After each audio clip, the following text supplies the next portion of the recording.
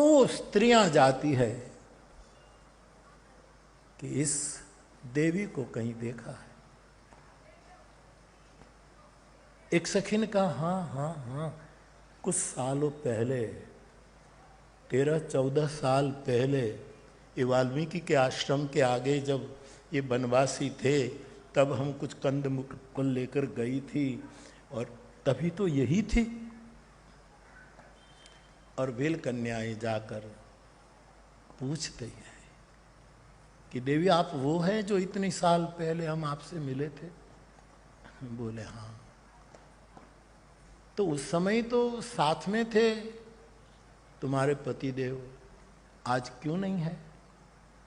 तो कुछ ये भोजपुरी में बड़ा थोड़ा संवाद है। संवाद ही कहो ना, अपना तो काम ही संवाद का है, इसीलिए संवाद कहो। फिर बहुत राम को खरी खोटी सुनाती है भील कन्याएं। हाँ, खरी खोटी सुनाती कि वो वन गए तो तुमको तो वनवास नहीं था, फिर भी तुम गई, तो आज तुम गई तो वो क्यों नहीं आए? हिसाब तो होना चाहिए। वो गए तो तुम साथ में गई थी, तुमको था कोई वनवास? 14 बरस राम वनवासी, सीधा आदेश था, और फिर भी आप पीछे पीछे गई। और आज आप जब आप आई तो वो पीछे पीछे क्यों नहीं आया? जानकी जी राम के बारे में कोई ऐसा कहे तो वो तो सुन नहीं सकती, तो इसने टालने की कोशिश की, बहुत कोशिश की। ऐसे सुंदर सुंदर पद है। बोले राजधर्म निभाना था। कौन सा राजधर्म? ये भिलनिया कहती, कौन सा राजधर्म? बोले आजकल का दुनिया होती, लोग उंगली नहीं उठाते हैं कि भाई जानकी को वनवास, राम को क्यों नहीं? सीता का त्याग हुआ, राम का। कुछ पढ़े लिखे लोग जो केवल बुद्धि के स्तर पर ही सोचते हैं वो ऐसे बहुत आक्षेप करते हैं कि राम ने ये ठीक नहीं किया, राम ने ठीक नहीं किया।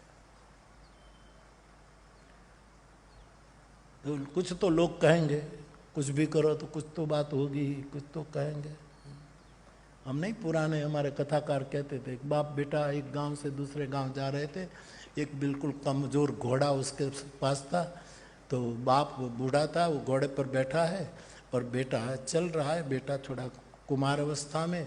एक गांव आया तो गांव वालों ने देखा कि गजब है, कलयुग आ गया है, ये बूढ़े आदमी को अभी भी घोड़े पर बैठने का शौक है, और कुमार अवस्था का बिल्कुल मासूम जैसा ये बच्चा पैदल चल रहा है। हद है, कली आ गया।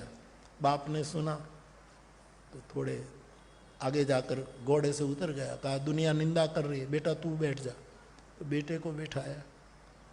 तो फिर आगे गए तो एक गांव थे, कुछ लोग तो हर गांव में होते हैं, उसका काम ही, उसका अवतार कार्य यही होता है कि ये एक रिजर्व पंच होते हैं, ये ऐसा ही करते हैं।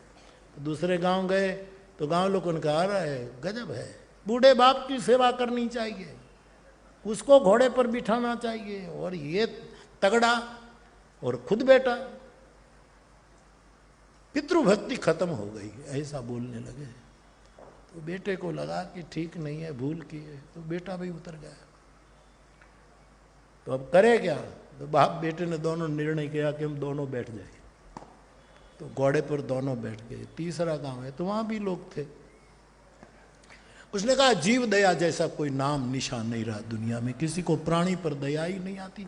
इतना कमजोर घोड़ा और बाप बेटा दोनों बैठे, हद हो गई। तो भी निंदा हुई। चौथा गांव आने को था तो दोनों नीचे उतर गए और घोड़े को एक ही खा ले। तो चौथा गांव आया, वहां भी कुछ बैठे थे, दोनों मूड लगते, बारी बारी से बैठते थे, उसका क्या बिगड़ जाता था, कम से कम सवारी तो कुछ तो लोग कहेंगे। भगवान किसी के अपवाद करने पर यदि जानकी जी का त्याग न करते तो दूसरे पक्ष में लोग बोलते हैं कि भाई छोटे आदमी की कौन सुनता है, बात दबा दी गई है, खत्म कर दी है, बड़े लोग हैं इसलिए बात दब गई, बड़े की बात सामने कौन बोले। तो ऐसी आलोचना होती, त्याग किया तो ऐसी आलोचना, ये किया तो ऐसी आलोचना, कुछ तो लोग कहेंगे। तो साहब कुछ खरी खोटी सुनाती हैं ये महिलाएं।